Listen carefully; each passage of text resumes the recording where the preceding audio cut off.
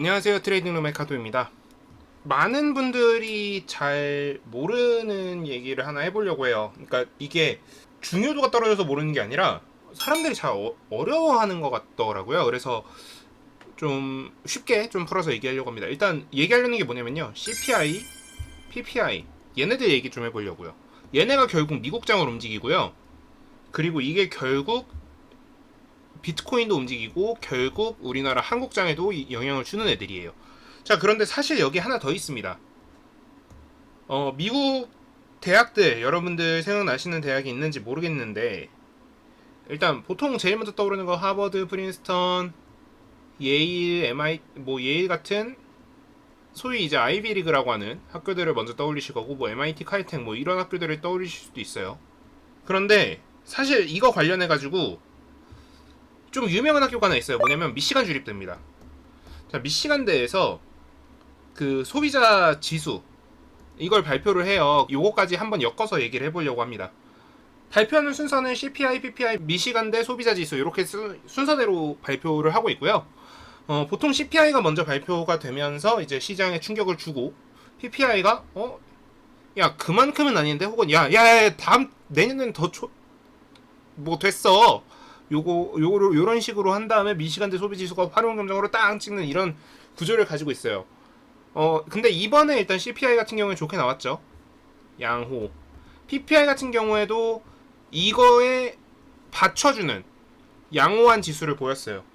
그러니까 CPI 같은 경우에 예상치가 9%대였는데 8%대 8.5%인가가 나오면서 좀 떨어지는 모습을 보여서 이제 인플레이션 끝났다라는 시그널을 줬고 PPI도 마찬가지로 거의 비슷한 시그널을 줬기 때문에 그랬고요. 이제 얘가 문제인데 이거를 좀 우리가 생각을 해봐야 될 것 같아요. 자, 일단 CPI라는 건 뭐냐? 소비자의 기반이에요. 물가 지수입니다. 그래서 뭐 하우징 마켓, 그러니까 뭐 집이라던가 거주지, 그리고 뭐 에너지, 그리고 뭐 식료품 등등 다양한 것들이 여기 포함되어 있습니다. 그래서 여기는 중요한 게 딱 두 가지가 있는데 기대치랑 전월치예요. 그래서 이 두 가지에 대해서는 이미 많이 제가 설명을 했었기 때문에 요거는 좀 생략하고요. 어쨌든 요거보다 낮게 나오기만 하면은 야 이제 물가 상승 끝난 것 같은데 인플레이션 끝났어. 이제는 경기 부양을 해야 될 때야. 라는 시그널로 이제 시장이 받아들이기 시작해서 주가가 올라간다는 거죠. 그리고 PPI도 마찬가지예요. 이제 생산자 기준의 물가 지수인데요. 생산자 입장에서도 물가 상승률이 멈추게 되면은 야 이제 끝났다. 이제 경기 부양책으로 선회하자. 라는 시그널을 받아들여서 주가가 상승하는 모습을 보이고 있고 최근에 그 흐름으로 상승세를 보였어요. 그러면 넌 이거 어떻게 예측했냐? 사실 시장에 공개되어 있는 정보들은 굉장히 많습니다. 시장에 공개되어 있는 정보들은 일단 국제유가 있고요. 천연가스 가격이 있고요. 이런 것들에 따라서 당연히 움직일 수밖에 없어요. 그리고 그 각각에 대한 비중은 이미 그동안 누적된 많은 시나리오들로 인해서 이미 뭐 각각에 대한 비중들은 다 나와 있어요. 그럼 이제 결국 핵심적인 거는 굉장히 국지적인 애들 소수가 남아 있는 건데 뭐 PPI 같은 경우는 계산하기가 너무 쉽고 CPI 같은 경우에도 미국 집값이랑 그리고 원유 가공품 그러니까 뭐 예를 들어서 휘발유라던가 이런 애들을 가지고 대충 계산해 보면은 어느 정도 윤곽이 나와요. 그래서 그걸 가지고 저는 예측을 하는 거고 그럼 시장 예측치랑 너가 예측하는 거랑 왜 다르냐? 시장 예측치는요 보통 2주 전에 나와요. 자 그러면 그 2주 동안 가격이 더 떨어질 수도 있잖아. 이걸 반영을 안 했다고. 근데 저는 어때요? 저는 한 3일 전? 그때쯤에 이제 계산을 이제 대충 두들기기 시작해요. 이번에 보니까 CPI가 예상치보다 낮게 나올 것 같아. 라는 계산이 나오는 거예요. 물론 더 쉽게 하는 방법도 있어요.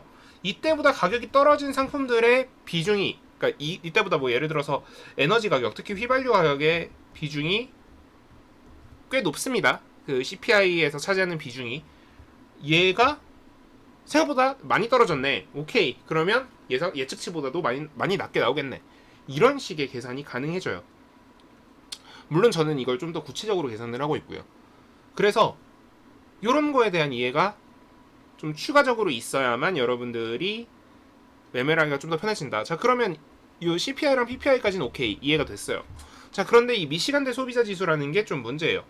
자, 그래서 여기서는 크게 세 가지 정도의 지표들이 나타납니다. 일단 소비자 평가 지수, 그리고 기대 지수, 그리고 심리 지수가 있어요. 자, 이 평가 지수는 일종의 예측치예요. 그리고 이 기대치는 최종 값입니다. 그리고 심리는 거의 뭐 동일한 느낌이지만 조금 다른 느낌?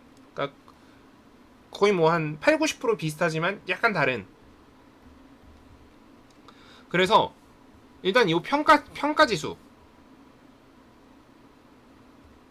얘는요 최근에 계속 상승을 해왔어요.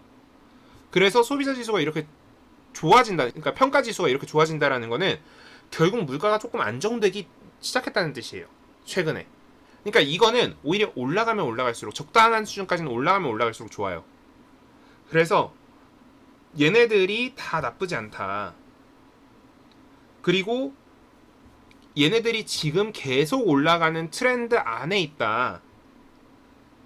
그래서 지금 물가 부담이 줄었다, 이런 시그널을 보이고 있다라는 거죠.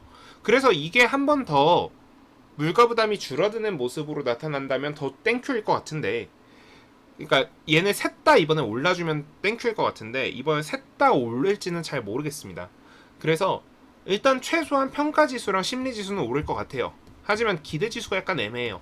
기대지수도 제 생각에는 소폭 상승 정도로 결론이 날 가능성이 높아 보입니다만, 얘네들 대비해서는 좀 덜 오를 것 같아서 조금 더 기다리셔야 될 수도 있어요, 시장의 반등이.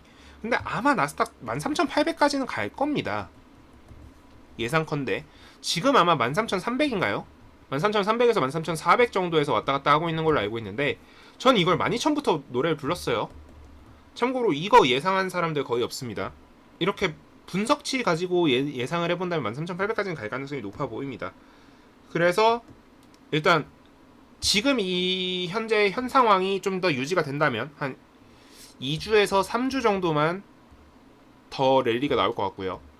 만약에 이거 예측치보다 다 높게 나온다면, 제가 예상했던 것보다 다 높게 나온다면 그냥 아예 한 2달까지도 랠리가 가능해 보여요. 그래서 여러분들이 생각하시는 것보다 지금 시장 전망이 크게 나쁘진 않아요.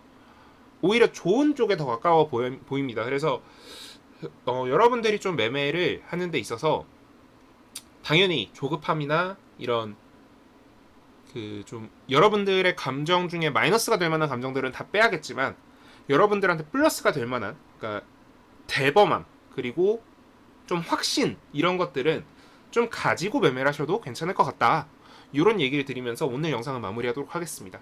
그래서 오늘 얘기하고자 하는 것들은 뭐였냐? CPI, PPI, 그리고 미시간대 소비자 지수, 요 세 가지가 시장에 어떤 영향을 주고, 그래서 어떤 식으로 여러분들이 이거에 대해서 움직여야 되느냐, 이런 얘기를 드린 거고, 이거에 대해서 이해가 안 되는 게 있다라면 카페 혹은 댓글로 남겨주시면 제가 그걸 보고 추가로 영상을 제작하든지 혹은 추가 설명을 댓글로 남겨드리도록 하겠습니다.